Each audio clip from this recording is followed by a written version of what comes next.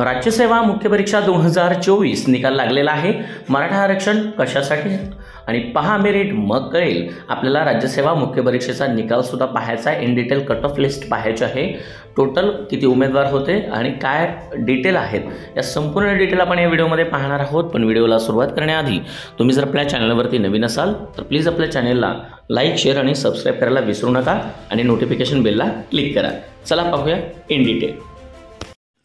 राज्यसेवा मुख्य परीक्षा 2024चा cut off लागला आणि कट ऑफ काल लागल्यानंतर सगळीकडे एकच चर्चा झाली की मराठा आरक्षणाचा काय फायदा झाला किंवा जर मराठ्यांना आरक्षण मिळालं तर काय होऊ शकतं।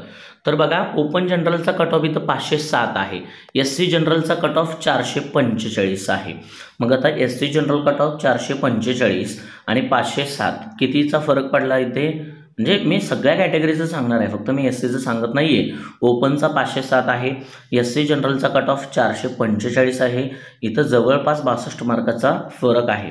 एसटी जनरलचा कट ऑफ 415 आहे आणि 507 तुम्हीच बघा 88च्या आसपास कट ऑफचा डिटेलिंग जात आहे। एसबीसी जनरल 459 म्हणजे 460, सरासरी ॲव्हरेज 507चा बघा कुठं जातोय। ओबीसी जनरल 485 आणि याच्यामध्ये जवळपास 17 आणि 5 22 मार्काचा फरक आहे। एका मार्कासाठी मेन्समध्ये पोस्ट गेलेले बरेच उमेदवार आहेत। राज्यसेवा असू दे, गटब असू दे, गटक असू दे, इतर सर्व परीक्षा असू दे, ठीक आहे। ईडब्ल्यू जनरलचा कट ऑफ 445 सेम कंडिशन आहे, भरपूर 507 कुठं आणि 445 कुठं तुम्हीच बघा। आणि हा आहे SCBC जो आपण मराठाचा दाखला निघतो स्पेशल इकॉनॉमिक बॅकवर्ड क्लास, त्याच्यामध्ये जनरलचा कट ऑफ आहे 490। आता याच्यामध्ये कितीचा फरक पडला, 17 मार्काचा फरक पडलेला आहे, 507 आणि 490 बघा।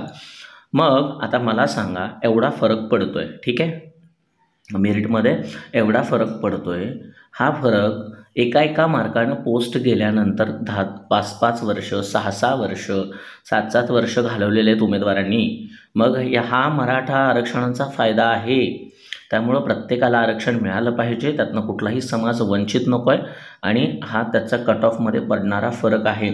टोटल उमेदवार मित्रांनो माहिती आहेत किती, 1516 उमेदवार, फक्त 1516 उमेदवार हे मेन्स क्वालिफाय झालेले आहेत आणि हे आता इंटरव्ह्यूला जाणार आहेत। मग आता ह्या 1516मध्ये पण ज्या जागा आहेत त्या अनुषंगाने याच्यातनं कमी होऊन जातील। मात्र हे 1516 उमेदवार असे वेगवेगळ्या मेरिटनं आलेले आहेत।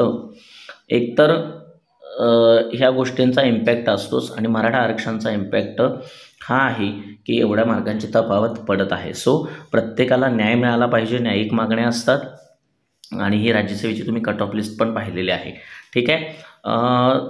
असं चेंजेस होत राहतात।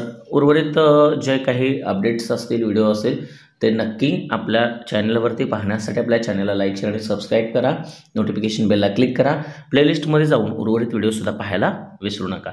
चला, थँक्यू।